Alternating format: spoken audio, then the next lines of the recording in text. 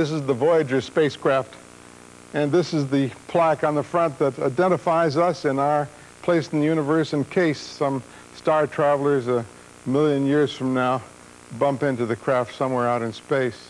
This reminds me all over again of what I've been up to for years, what we've all been up to together. I didn't really know what I was doing with my science fictions, but I realized I was being part of the history of ideas. This is part of the history of ideas. And there was a day not so long ago when this was an impossible future, something to come. And all of a sudden it was passing in front of us, and now it's in the past. It's going off into our history. It almost seems at times that we science fiction writers are being left in the dust. There's nothing much else new for us to write about. But of course, that isn't true. Every time you pick up the newspaper, there's some new science fictional piece, some science factual piece of new hybrid corns that are being made, hybrid plants of all sorts that will help feed us in this world. Or you see a piece on DNA research that might very well enable us to recreate lost species. This to me is very exciting.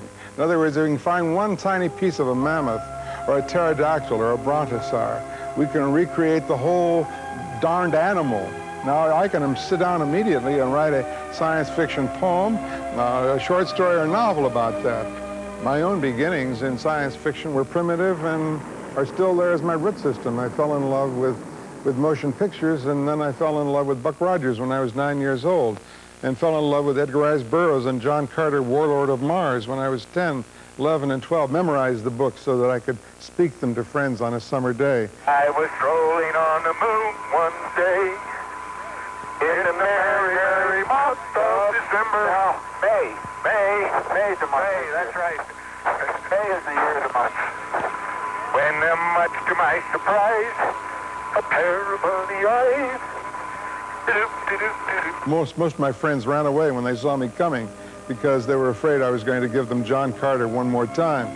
But I think this is where we all begin, and we as a civilized nation miss a chance to participate in that fabulous childhood excitement if we ignore what the children are looking at today. They're looking at the stars, they're looking at space, they're looking at these machines, the same way I looked at them when I was a child, and I thought it's a long way off to the space age. People are always asking me if I'm not afraid of computers or afraid of this machine or that machine.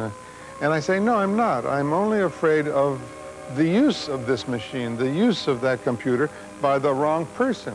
We're in charge of all these things. These machines are not machines.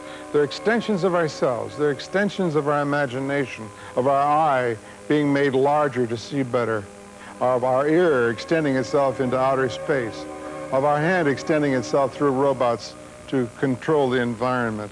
So it's good to remind ourselves every once in a while that we're part of this fantastic process of the history of ideas, of always dreaming new things for tomorrow, and then building the fabulous creations, and then moving on to the next science fiction.